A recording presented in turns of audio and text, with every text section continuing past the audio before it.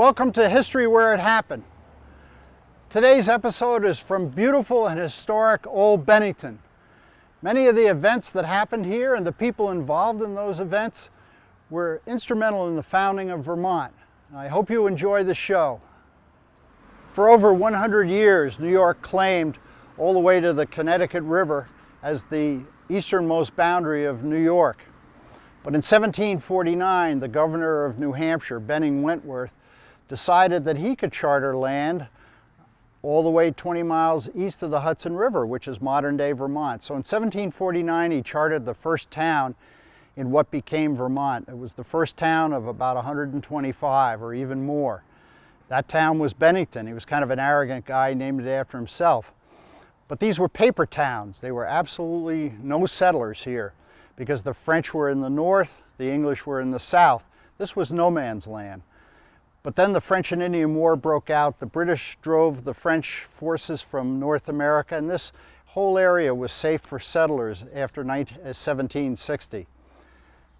During the French and Indian War, a settler named Samuel Robinson was going home to Massachusetts, and he got lost. He actually got confused, and he ended up here in Bennington, and he liked it. So what did he do? He bought some land here, went down to Massachusetts to his home, and brought his family and other settlers up here to become the first settlers in what is now Bennington.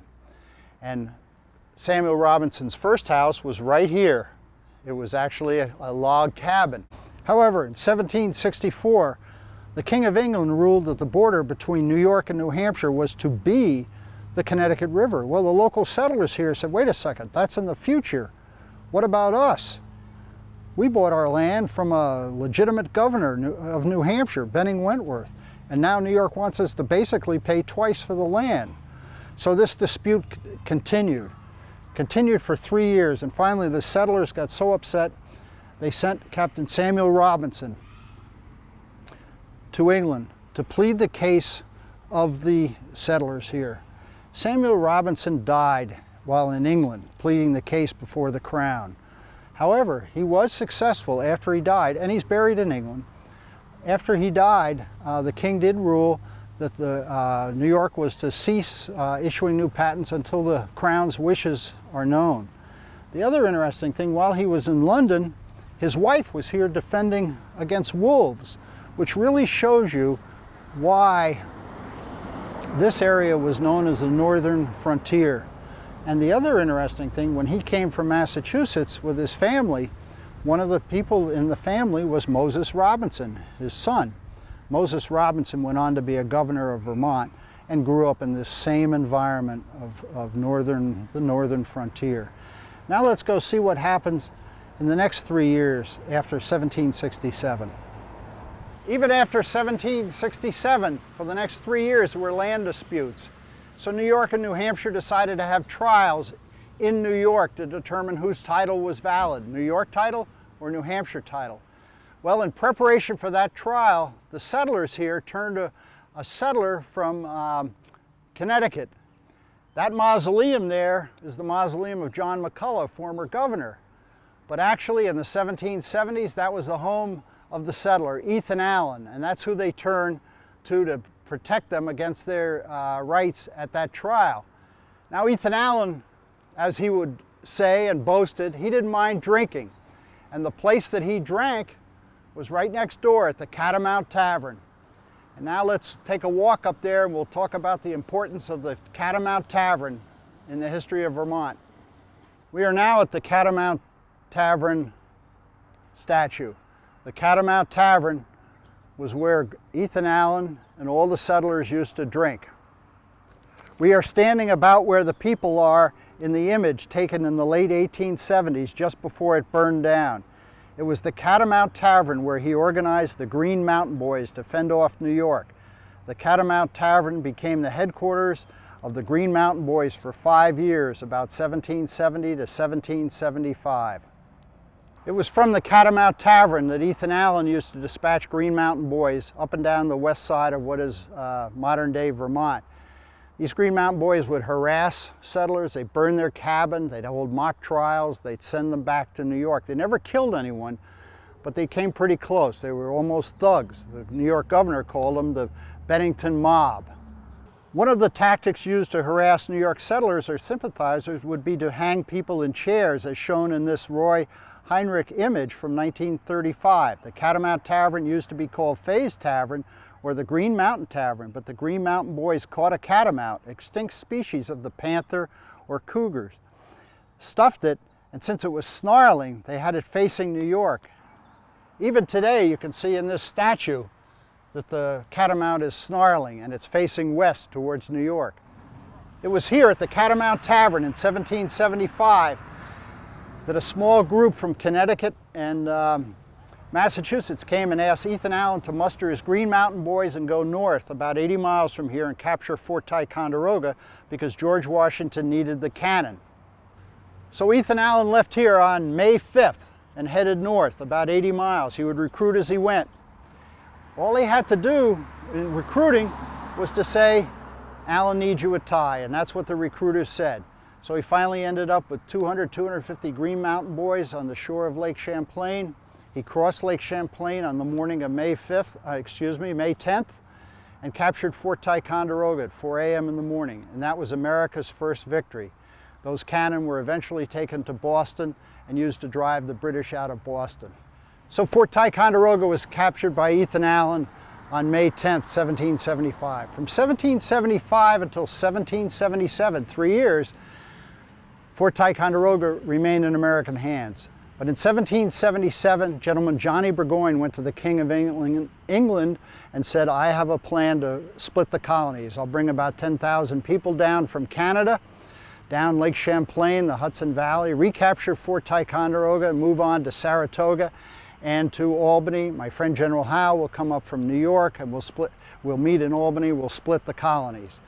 Well, he put his plan into action. On July 6th, 1777, he recaptured Fort Ticonderoga, and a small contingent of British chased the Americans into Vermont.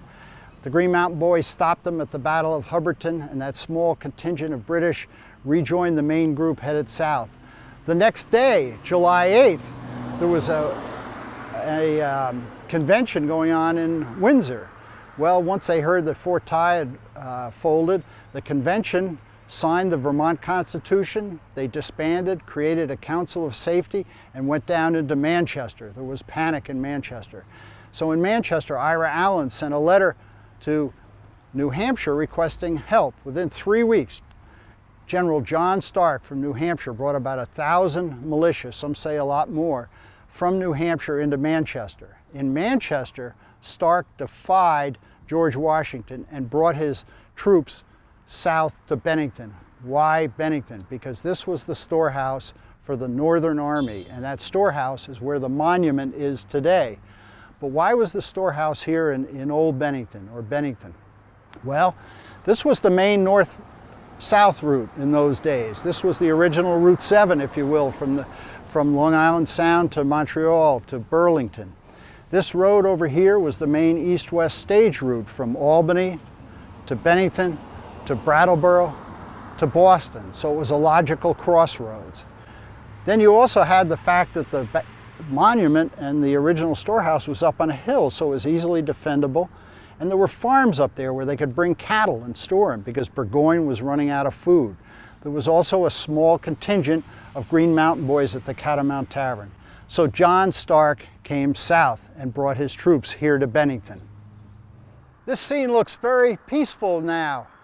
But can you imagine in 1777 with 10,000 British troops coming down the Lake Champlain Valley as settlers were fleeing the British, coming south from Rutland, Manchester, and other towns, coming to Bennington and going to safety also in Massachusetts? Can you also imagine troops coming here and bringing cattle to the storehouse? We're now in the center island here between the church and the former Walloomsac Inn. What stood here was the original first meeting house, and this plaque has a picture of it, and the image you're looking at, it was the original first meeting house, which was the center of activity here. Now, just to go back to say that when General John Stark came to Bennington, he made his headquarters at the Catamount Tavern, which we were here. He sent his troops out about 2 miles on Route 9. He waited here about 5 days. His 1,000 troops were out there. He got word that in fact the Hessians or the British were coming to try and capture the stores at Bennington. So he moved his troops out about 5 miles to the northwest, and he engaged the British, and it was a resounding American victory. Of the 1,000 or so Hessians that were sent, 700 were captured and brought right here, 200 were killed, and 50 were wounded. Only about 50 made it back to Burgoyne. 2 months later, Burgoyne surrendered at Saratoga. And many think that that was the turning point of the war because the French entered the war. And remember, Burgoyne had never gotten the storehouse. He lost 4 cannon. He has lost about 15% of his best troops, the Hessians. As you can see, as you look around, that not much has changed since the 1770s. In Old Bennington at the time, there were about 12 houses. 3 still exist. One is the Walloomsac Inn, one is the Nathaniel Brush House, and Parson Dewey, Jedediah Dewey's house down there. So 3 houses, 3 of the 12, almost 25% of the houses still remain here. This is on the National Register of Historic Places. Bennington also only had about 500 people. So you can imagine bringing 700 people in. Well, there was a lot of crowding, so they put the prisoners up in various houses here, mainly the officers. Some of the officers were put up in the Walloomsac Inn, which at the time was called the Dewey Tavern. Up until about 1982, that was the oldest continuously operated inn in Vermont. 4 U.S. presidents have stayed there. I'm told Walt Disney stayed there. It's quite a historic house here in Bennington. Okay, so that's basically the story of the Battle of Bennington, but now let's go into the cemetery and we'll talk about some of the important things that are going on there. I just point out a couple of these graves you might be interested in. This is Stephen Fay. If you remember, Stephen Fay owned the Catamount Tavern. It used to be called the Green Mountain Tavern or Fay's Place or Stephen Fay's Place. Also, the other thing, which is a little mystery as to why it's laying down, I really don't know. I've heard many theories.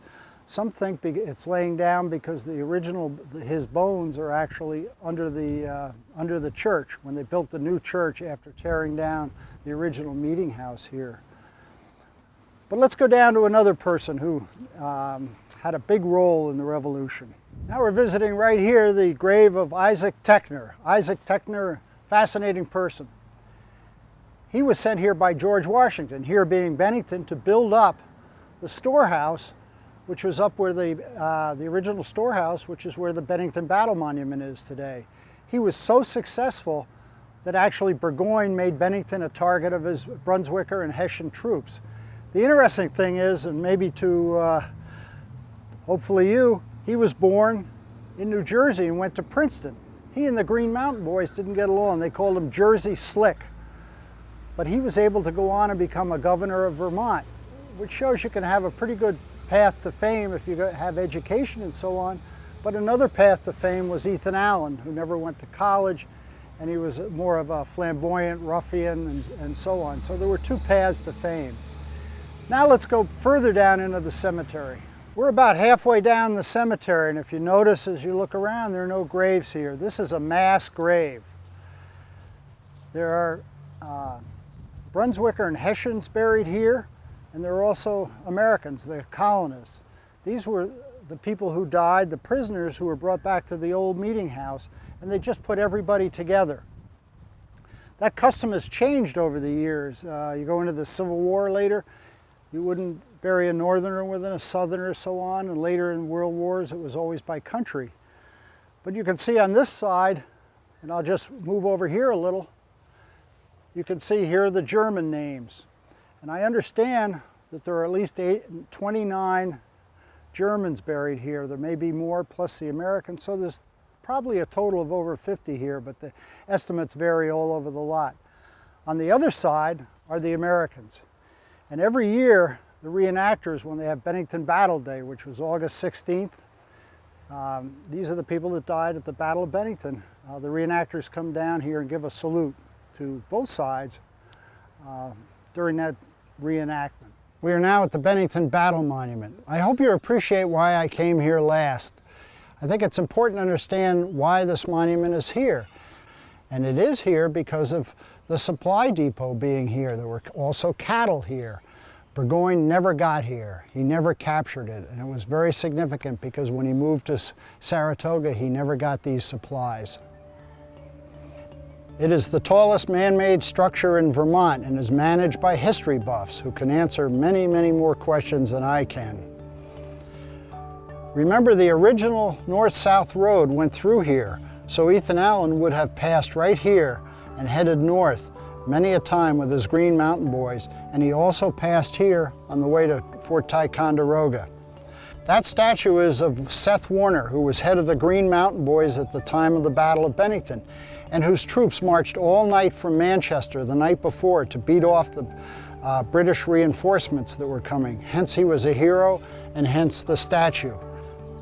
On the other side of the Bennington Battle Monument from the statue of Seth Warner is a statue of John Stark. And remember, it was John Stark that brought over 1,000 New Hampshire militia to Bennington. It was also Stark who was asked to come to Bennington for a reunion in the early 1800s by the Battle of Bennington veterans. And he said he could not because of health or age or both, but he wrote and proposed a toast: "Live free or die, death is not the worst of evils." New Hampshire adopted that slogan, or at least the first 4 words, as their slogan after World War II. Well, that concludes our episode today. I hope you enjoyed our brief tour of Old Bennington. I hope you enjoyed learning about many of the people and the events that occurred here that were very important to the founding of Vermont. I hope you get a chance to visit Old Bennington and visit the monument.